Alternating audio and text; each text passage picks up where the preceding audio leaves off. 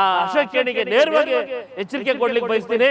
ನೀವು ಕರ್ನಾಟಕದ ಪ್ರತಿಯೊಬ್ಬ ಸಾರ್ವಜನಿಕರ ಹಣವನ್ನ ಅಕ್ರಮವಾಗಿ ನೀವು ತೆರಿಗೆ ಮುಖಾಂತರ ನೀವು ಕಟ್ಟಿಸ್ಕೊತಾ ಇದ್ದೀರಾ. ಈಗಾಗಲೇ ನಿಮ್ಗೆ ಕೋರ್ಟ್ ಛೀಮಾರಿ ಹಾಕಿದೆ ಹೈಕೋರ್ಟ್.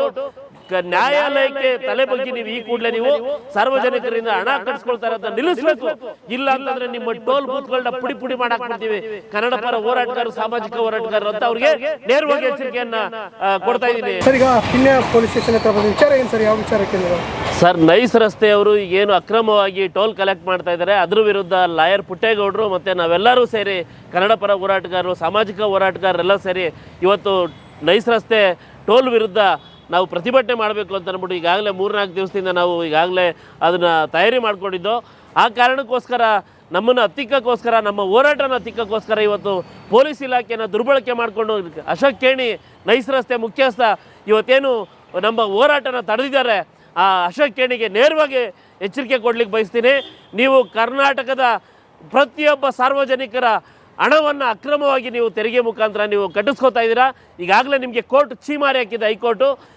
ನ್ಯಾಯಾಲಯಕ್ಕೆ ತಲೆ ಬಗ್ಗೆ ನೀವು ಈ ಕೂಡಲೇ ನೀವು ಸಾರ್ವಜನಿಕರಿಂದ ಹಣ ಕಟ್ಸ್ಕೊಳ್ತಾ ಇರೋದನ್ನ ನಿಲ್ಲಿಸಬೇಕು. ಇಲ್ಲ ಅಂತಂದರೆ ನಿಮ್ಮ ಟೋಲ್ ಬೂತ್ಗಳನ್ನ ಪುಡಿ ಪುಡಿ ಮಾಡಾಕ್ಬಿಡ್ತೀವಿ. ಕನ್ನಡ ಪರ ಹೋರಾಟಗಾರರು, ಸಾಮಾಜಿಕ ಹೋರಾಟಗಾರರು ಅಂತ ಅವ್ರಿಗೆ ನೇರವಾಗಿ ಎಚ್ಚರಿಕೆಯನ್ನು ಕೊಡ್ತಾ ಇದ್ದೀನಿ ಸರ್.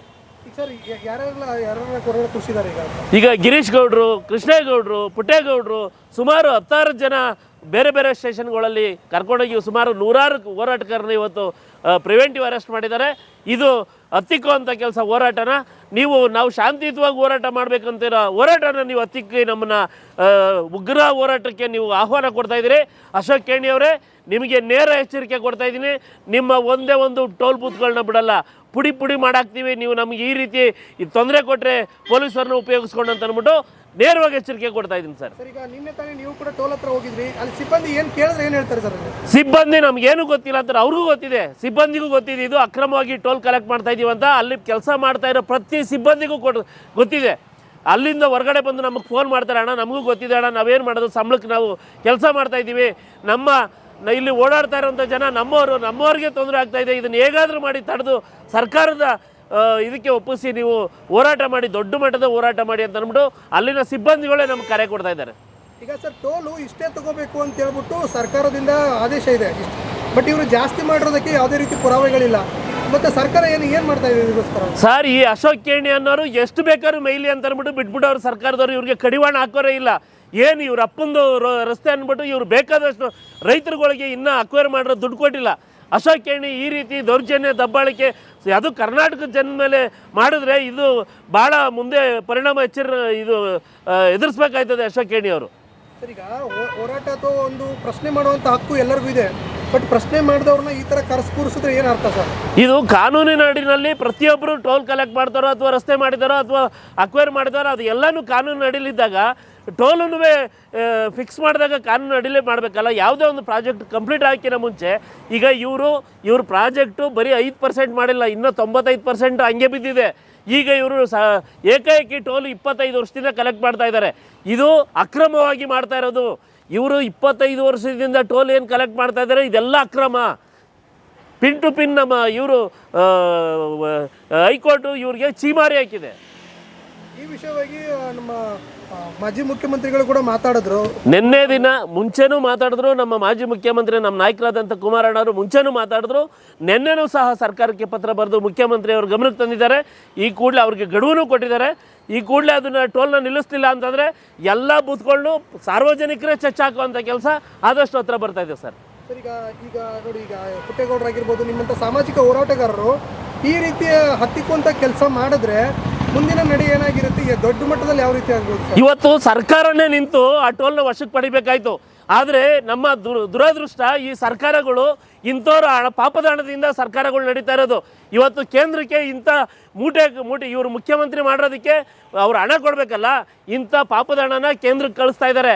ಆ ಕಾರಣಕ್ಕೋಸ್ಕರ ಪೊಲೀಸ್ ಇಲಾಖೆನ ದುರ್ಬಳಕೆ ಮಾಡಿಕೊಂಡು ಹೋರಾಟಗಾರನ ಹತ್ತಿಕ್ತಾ ಇದ್ದಾರೆ.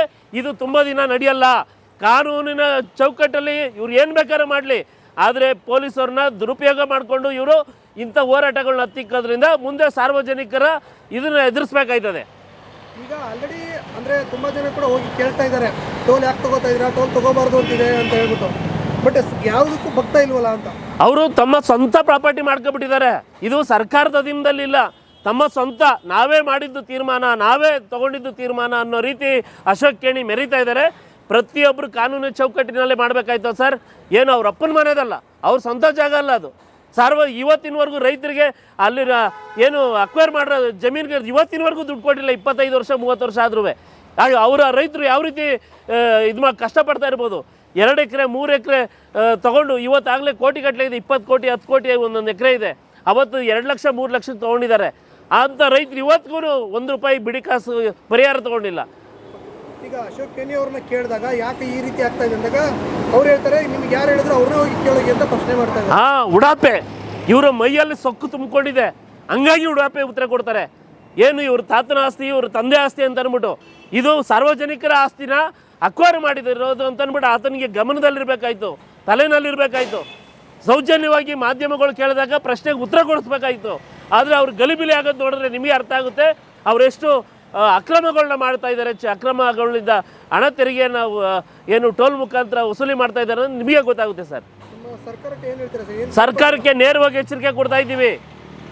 ತಾವು ಈ ಕೂಡಲೇ ಆ ಟೋಲ್ಗಳನ್ನ ತಮ್ಮ ಸ್ವಾಧೀನಕ್ಕೆ ತಗೊಂಡು ತಾವೇನು ಮಾಡ್ತೀರಾ ಅದನ್ನು ಮೇಂಟೈನ್ ಮಾಡ್ತೀರಾ ಅಥವಾ ಏನು ಮಾಡ್ತೀರಾ ನೀವು ಸರ್ಕಾರನೇ ಮಾಡಲಿ. ಅದು ಬಿಟ್ಟು ಪ್ರೈವೇಟ್ ಅವರು ಈಗ ಅಕ್ರಮವಾಗಿ ನಡೀತಾ ಇರೋದಂತ ಜಗಜ್ಜಾಹೀರಾಗಿದೆ. ನೀವು ಮತ್ತೆ ಅವ್ರ ಕೈಲೇ ಮಾಡಿಸಿದ್ರೆ ಎಲ್ಲ ಟೋಲ್ಗಳನ್ನೂ ಬೂತ್ಗಳನ್ನೂ ಸಾರ್ವಜನಿಕರೇ ಹೊಡೆದಾಕುವಂಥ ಕೆಲಸ ಮಾಡ್ತಾರೆ. ನಿಮ್ಮ ಸರ್ಕಾರ ಆದಷ್ಟು ಬೇಗ ಈ ಒಂದು ಇದರಿಂದ ನಿಮ್ಮ ಪತನ ಆಗುವಂಥದ್ದು ಗ್ಯಾರಂಟಿ ಅಂತ ಅಂದ್ಬಿಟ್ಟು ನಾನು ಹೇಳ್ತೀನಿ ಸರ್.